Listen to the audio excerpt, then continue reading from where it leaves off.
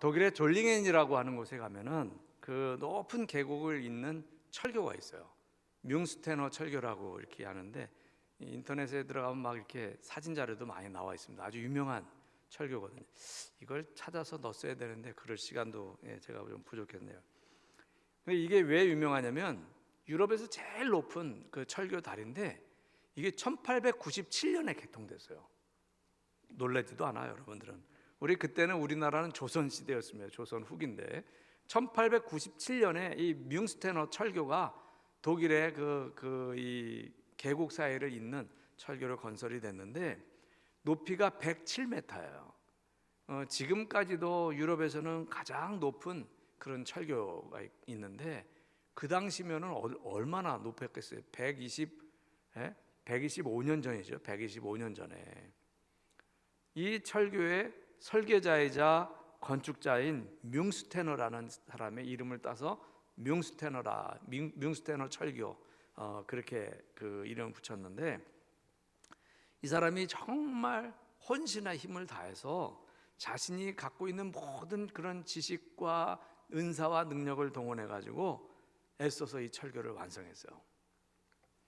드디어 처음으로 기차가 이 철교를 통과하는 그 순간이었습니다. 이 뮌스테너는 기차가 그 철교를 자기가 오랫동안 애쓰고 힘써서 설계하고 그리고 막 공사를 해가지고 해놓은 그 철교가 완성돼서 드디어 첫 번째 기차가 지나가는 그 순간에 너무 기뻐가지고 다 이루었다 라고 하면서 심장마비로 그 자리에서 사망을 했어요. 좀 이야기의 끝이 황당하게 들리죠? 이게 그 자리에서 정작 이 사람은 철교 하나 지나가는 거 마지막으로, 철교에 기차 하나 지나가는 것을 마지막으로 보고 굉장히 기뻐하다가 심장마비로 죽었다는 거죠. 아쉽게 생각할지 모르지만 제가 볼 때 그 사람은 정말 행복한 사람이었다라는 생각이 드는 거예요. 행복한 사람이었다. 왜요?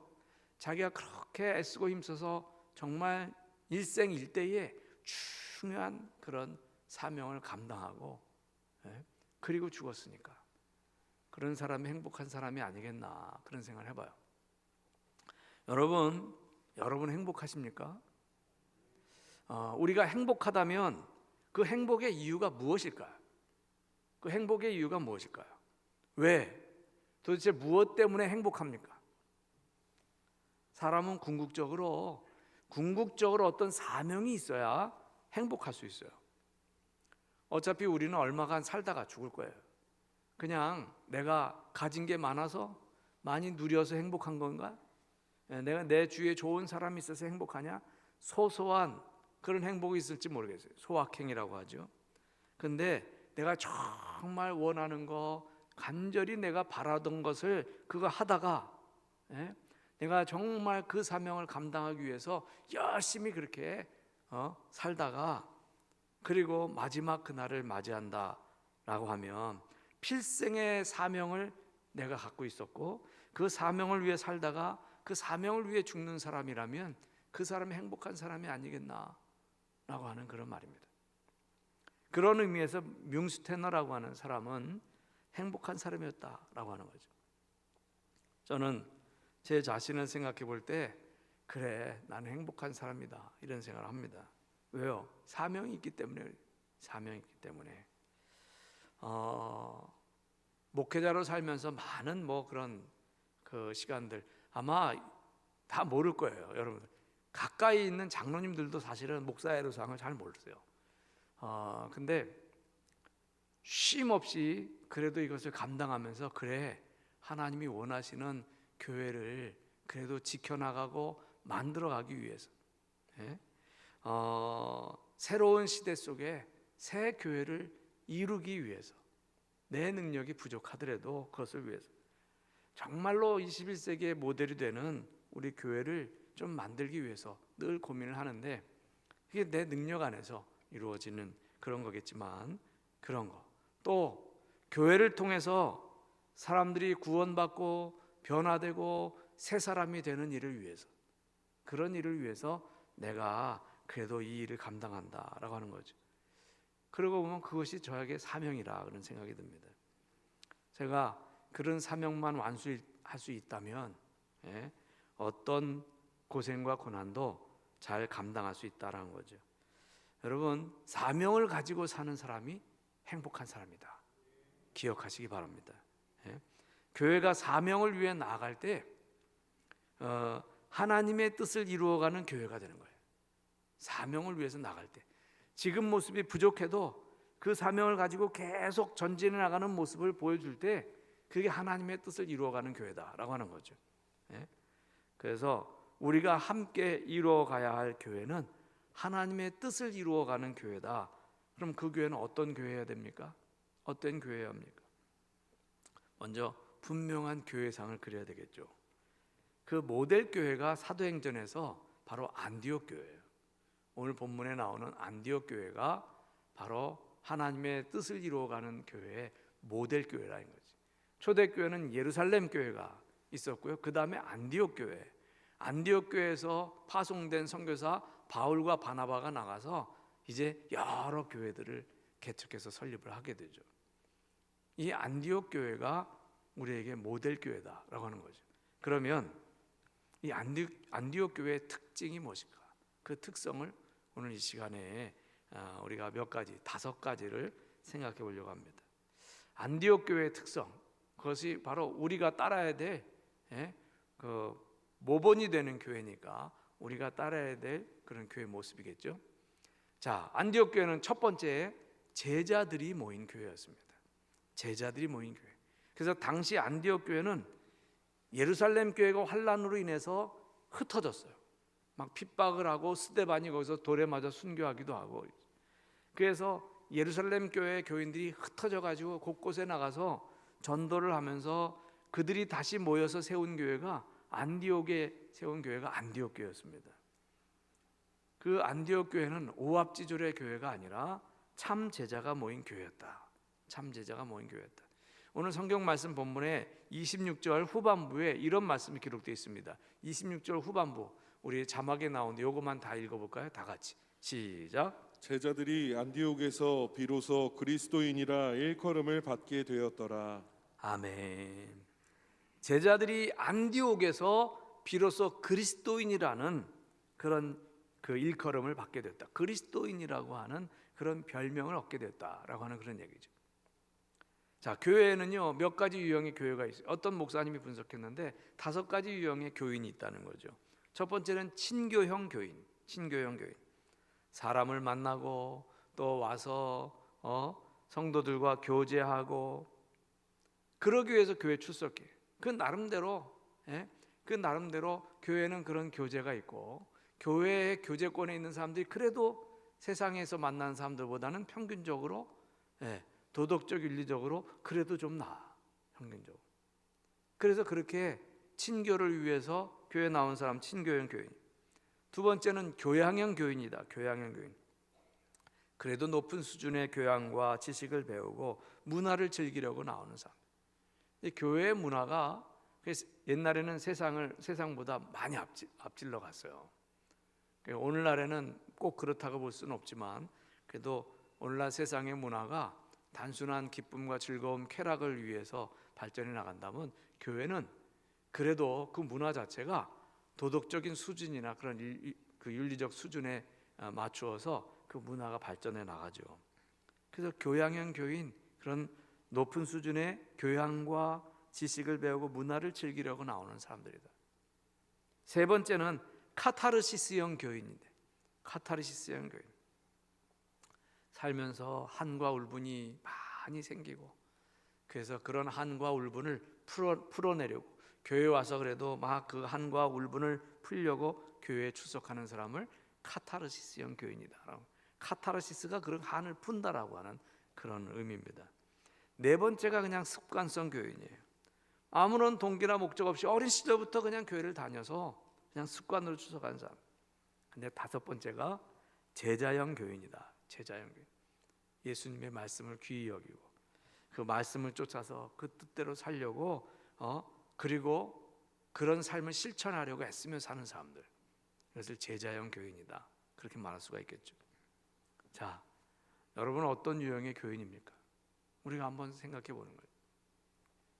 우리는 제자가 되어야 된다는 거죠. 예수님의 제자가 되어야 된다.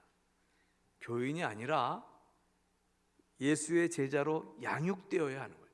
양육되어야 하는 거죠.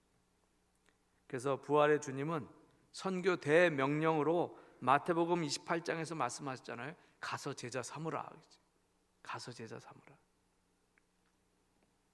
제자는 말씀에 붙잡힌 사람이에요. 우리 교회에서 1:1 제자 양육 얘기하는데, 지금도 양육자반 몇 사람 안 모여요. 양육자반도. 그래서 이 주일날마다 양육자반 이렇게 모이긴 하는데, 교회의 승패는 말씀에 달려 있는 거예요. 말씀에 달려 있는 거예요. 그래서 목회자는 말씀 묵상과 암송 말씀 연구에 또 설교 준비에 최선을 다해야 되겠죠. 그래서 저 같은 경우만 해도 주일 지나면 이제 주일 저녁 굉장히 피곤한데 월요일 날 새벽 기도회 후부터 바로 돌아오는 주일에 전할 설교 말씀 본문을 묵상하기 시작해요. 1:1 제자 성경 공부에 지금 양육자반 모이는데 주일날 산부 예배 끝나고 점심 식사하면 1시 반부터 막 모여서 또 양육자반 그렇게 모이는데 뭐 여러 가지 일로 피곤할 때도 있고 막 그렇지만 그래도 그 시간이 중요하기 때문에 또 저는 매주 이렇게 양육자반을 그렇게 해요. 거기에 또 나온 분들이 사명감을 갖고 나와서 제자 양육자가 되려고 하는 그런 것. 이게 굉장히 중요한 얘기죠.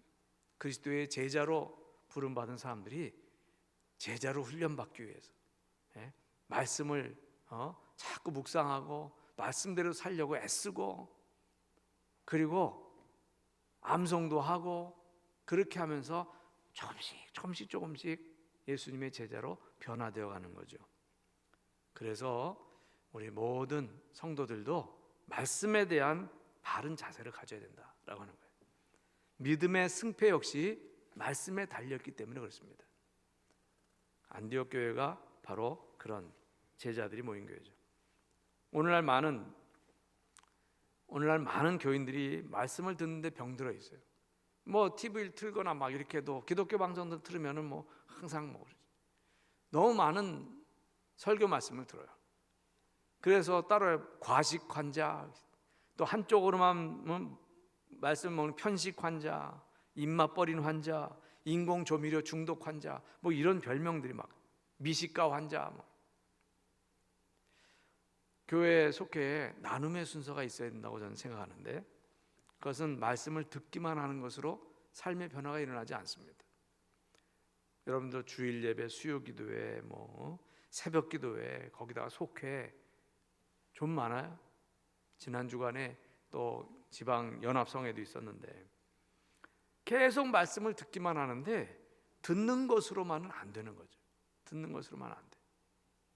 바로 듣고 바로 살아야 되는데 그것이 우리가 삶에서 훈련하고 실천하고 그래야 되는 거죠. 그래서 어떤 의미에서 훌륭한 설교보다 훌륭한 청중이 더 중요하죠. 듣는 사람이 바로 들으면 그 속에서 세미한 하나님의 음성을 듣고 내 삶이 조금씩 변화될 수 있으니까. 여러분, 우리는 말씀에 붙잡힌 바 되어야 됩니다. 그래서 억지로라도 말씀을 배워야 하고요, 암송하고 묵상해야 돼요. 하나님의 말씀이 있는 곳에 하나님이 역사하시기 때문에 그렇습니다. 그래서 오합지졸이 아니라 참된 제자가 되어갈 때 정말 교회다운 교회가 시작된다는 거죠. 제자들의 공동체가 교회의 사명입니다. 두 번째로 안디옥 교회는요, 영적 행복감을 체험하는 교회였습니다. 영적 행복감을 체험하는 교회. 그래서 오늘 성경 말씀에 안디옥 교회의 영적 분위기가 이렇게 소개되어 있어요. 23절에 보면 하나님의 은혜를 보고 기뻐하여, 하나님의 은혜를 보고 기뻐하였다. 기뻐하였다. 언제든지 은혜는 예배를 통해서 받게 되는데 예배를 통해서 예수님의 십자가의 구원의 역사에 감격하고 부활의 승리를 경험하는 주님이 함께하는 임마누엘의 축제가 되어야 되는데 그러려면 우리가 기쁜 마음으로 찬양하고 기도할 때도 진심을 다해서 기도하고 그렇게 해야 되는 거죠. 그러면 예배 후에 그런 은혜를 체험하면 그런 은혜를 체험하면 기쁨이 오는 거죠. 어느 분이 교회는 산부가 있어야 된다라고 했어요. 산부, 기쁘고 예쁘고 그리고 바쁘고. 교회가 기쁘고 예쁘고 바쁘다. 은혜를 받으면 영적 행복감을 맛보기 위해서 먼 곳에서부터도 달려오게 돼 있고, 영적 행복을 체험하면 예배가 회복돼야 되겠죠. 그런 영적 행복감을 체험하면 가슴 벅찬 예배를 드리고, 그러면 찬양과 경배, 또 간구와 참회, 감사와 헌신이 있고,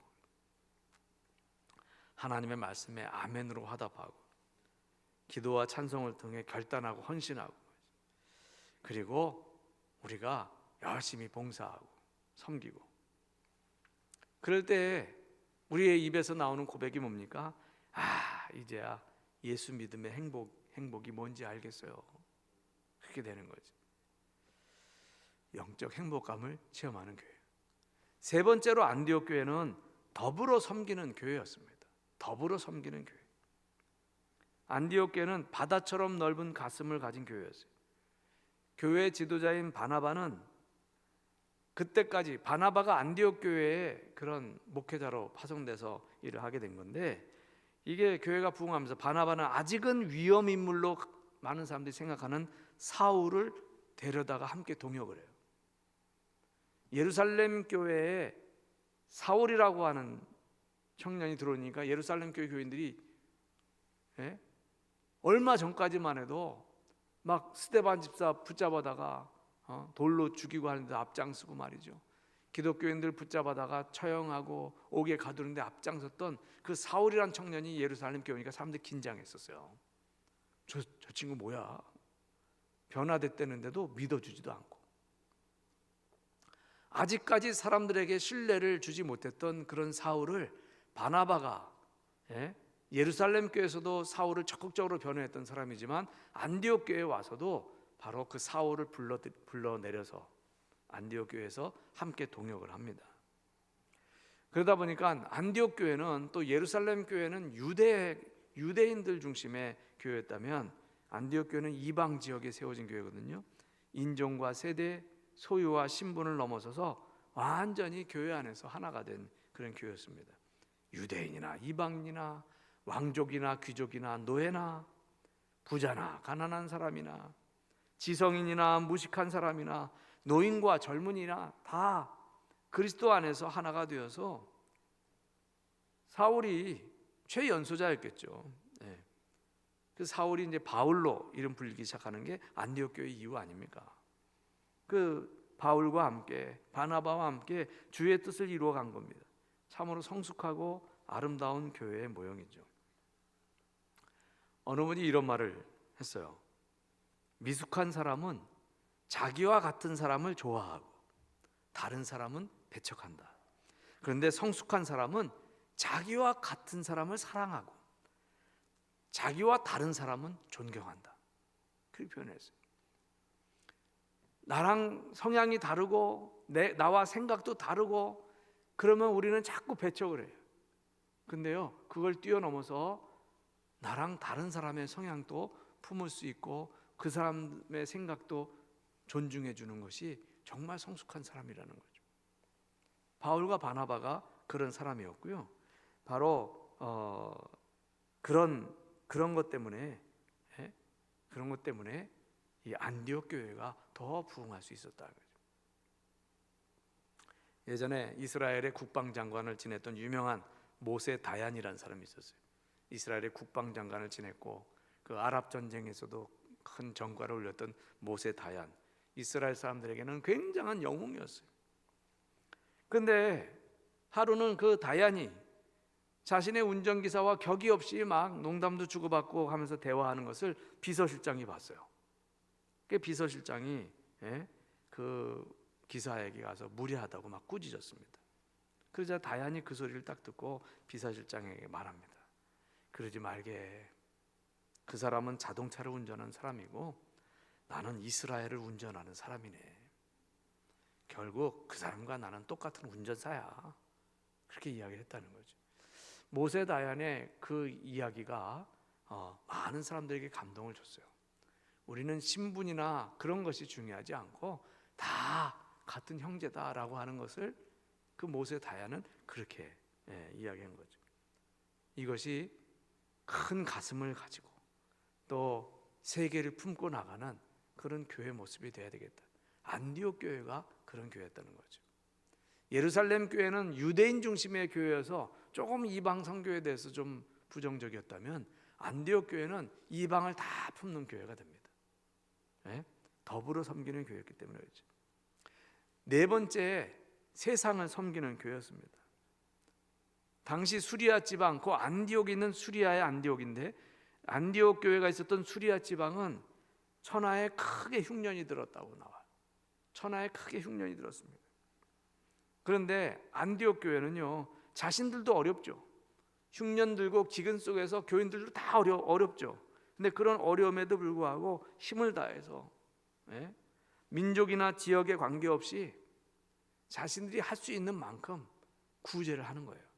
똑같은 어려운 시기인데도 더 어려워서 굶어가는 사람, 굶어 죽는 사람들 구제를 하고, 굉장히 폭넓은 가슴을 가진 그런 교회였다 이거죠.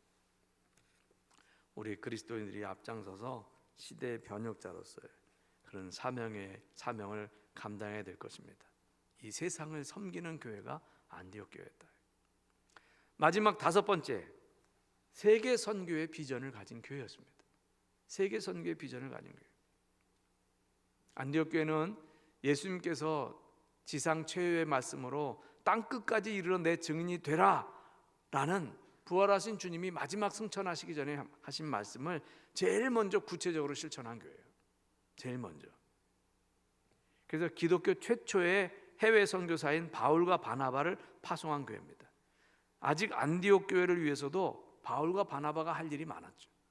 바울과 바나바가 열심히 교회를 섬기니까 교회가 더 부흥했어요. 그런데 안디옥 교회는 세계 선교를 위해서 그들의 가장 중요한 지도자를 선교사로 파송을 해요. 바울과 바나바를. 안디옥 교회 외에 바울과 바나바와 같은 훌륭한 영적 지도자를 계속 그들이 모시고 싶지 않았겠습니까? 그러나 그들은 세계 선교라는 제단 위에 가장 귀한 재물을 바친 거죠. 바울과 바나바를 선교사로 파송하니까. 우리나라 민족이 정말 오늘날 세계 선교를 위해서 하나님께서 택하신 민족이라고 생각합니다. 우리 민족성과 풍습을 잘 관찰해 보면요, 선교 체질이에요. 선교 체질. 기후가 사계절로 뚜렷해 가지고 추위 속에서도 잘 견디고 더위 속에서도 잘 견뎌요. 우리나라가 지금 세계 선교 2위 대국인데, 미국 다음으로 아직까지는 세계 선교 2위 대국인데, 사계절이 뚜렷하니까 그 세계 어느 곳에서도 그 기후에 잘 적응해요. 피부가 황인종이에요. 누리끼리한 황인종이에요. 그래서 흑인들이 있는 곳이든지 백인들이 있는 곳이든지 그 피부색도 우리가 중간쯤 갖고 있으니까 조화를 이루어요. 위장은 초특급으로 무엇이든지 잘 소화해낼 수 있어요. 맵고 짠 것부터 시작해가지고 외국어 습득에도 재능과 소질이 있어요. 열심과 용기는 우리 민족이 세계 챔피언급입니다. 정말 우리 민족처럼 이렇게 열심히 살아가는 사람 별로 없어요. 정말 그래요. 그뿐만 아니라 우리 민족이 이게 해외로 이민을 시작한 것이 그 20세기 초에 하와이 이민부터 시작한 건데, 그 해외 이민을 가서 세계 곳곳에 200여 국에 곳곳에 우리 한국 사람들이 이민을 갔는데, 우리나라 사람들은 가면 말이죠, 어느 곳에서든지 교회부터 세워요. 대단하지 않습니까? 중국 사람은 가면 뭐 하겠어요? 중국집 음식점부터 세운다고 그래요. 그러니까 하여튼 우리나라 사람들은 세계 어느 곳이든지 흩어져서 가면 교회부터 세워요. 그래서 세계 곳곳에 한인 교회가 굉장히 많습니다. 각 나라마다 다 있어요. 그리고 하나님께서 축복해 주셔서 이 88 올림픽 이후에 점점 국가적인 위상이 향상되고 경제적으로 부를 이루다 보니까 GNP가 2만 달러 시대를 이미 넘었고 지금 3만 달러 시대, 3만 달러 시대죠. 3만 달러 막 넘었어요. 예?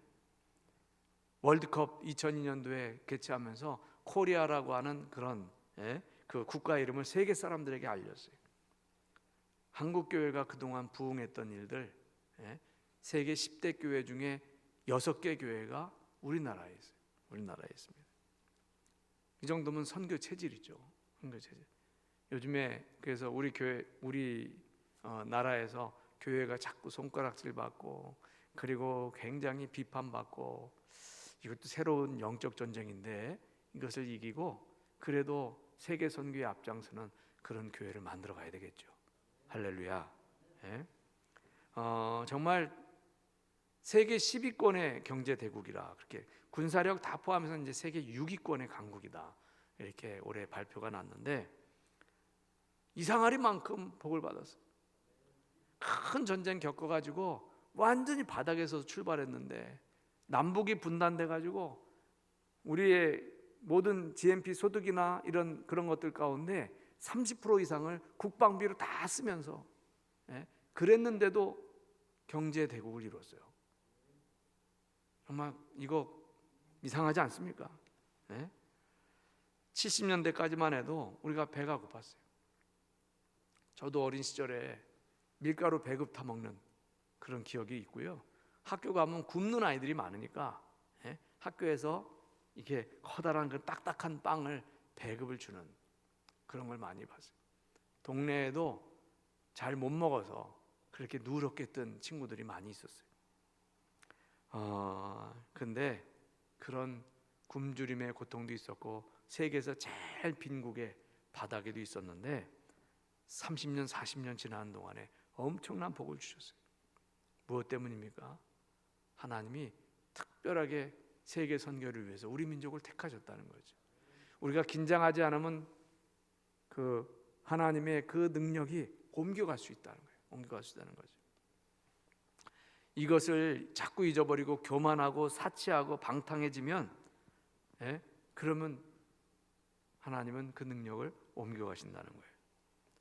하나님의 복은요, 사명으로 연결돼야 되는 거예요. 사명으로. 사도행전 1장 8절 유명한 말씀이죠. 우리 한번 읽어보십시다. 예수님이 하신 그런 말씀 다 같이 시작. 오직 성령이 너희에게 임하시면 너희가 권능을 받고 예루살렘과 온 유대와 사마리아와 땅 끝까지 이르러 내 증인이 되리라 하시니라. 아멘. 이처럼 우리가 성령을 체험하고 권능을 받고 축복을 받는 그런 최종 목적은 증인되기 위함이다. 증인이 되기 위해서, 세계 선교를 위함이다. 그래서 교회의 사명은 세계 선교요 영혼 구원에 있습니다. 우리가 교회의 사명을 분명히 새기고 그 사명을 이루기 위해서 하나님의 뜻을 이루어가는 교회를 만들어가야 되는 겁니다. 안디옥 교회를 통해서 우리가 함께 이루어갈 교회상은 참 제자들이 모이는 교회, 영적 행복감을 체험하는 교회, 더불어 섬기는 교회, 세상을 섬기는 교회, 세계 선교를 감당하는 교회다라고 하는 거죠. 그런데 이 위대한 일은 어느 날 갑자기 이루어지지 않습니다. 반드시 헌신을 근거로 해서 이루어져요. 헌신을 근거로 해서. 오늘날 우리 교회가 교회다운 교회가 되려면 필요한 게 나부터 온전히 헌신하는 것이 필요합니다. 안디옥 교회에 그리스도를 위해서 헌신한 안디옥 교회 교인들을 가리켜서 사람들이 드디어 그리스도인이다라고 하는 이름을 붙였다는 거죠. 그리스도인, 크리스찬. 이 명칭은 영광스러운 주님과 같은 이름으로 불려지는 거죠. 그리스도인이라고 하는 말에는 세 가지의 의미가 있어요. 그리스도를 닮았다, 그리스도를 위해 산다, 그리스도를 전한다라고 하는 거예요. 그래서 그리스도인이라는 이름이 그 안디옥 교회 교인들에게 그렇게 별명으로 붙었다는 것은 대단히 중요한 의미가 있습니다. 우리가 그리스도를 닮아가고 그리스도를 위해 살고 그리스도를 전하는 거죠. 오늘 우리 교회가 예수사랑 큰 잔치를 엽니다. 교회가 이런 일을 계속하는 것은요, 교회 사명을 잊지 않고 계속해서 그 사명의 완수를 위해서 노력하겠다는 그런 의지의 표현이에요. 그런 의지의 표현이에요. 그래서 저희 가정에서도 또 이렇게 초청을 하기도 하고 막 그랬는데 저는 지금도 목회하면서 1년에 한 차례씩 꼭 이렇게 했는데 처음 40대 초반에 했던 것을 기억해요.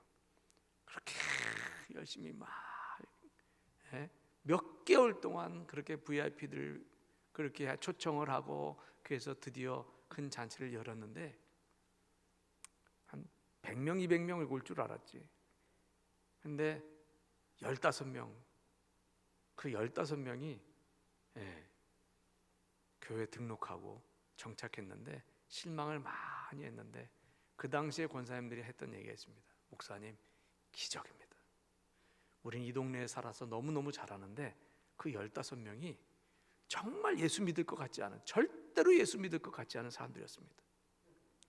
그 말에 제가 위로를 얼마나 받았는지 몰라요. 이게 첫 번째 41살에 열었던 그런 새생명 축제였어요.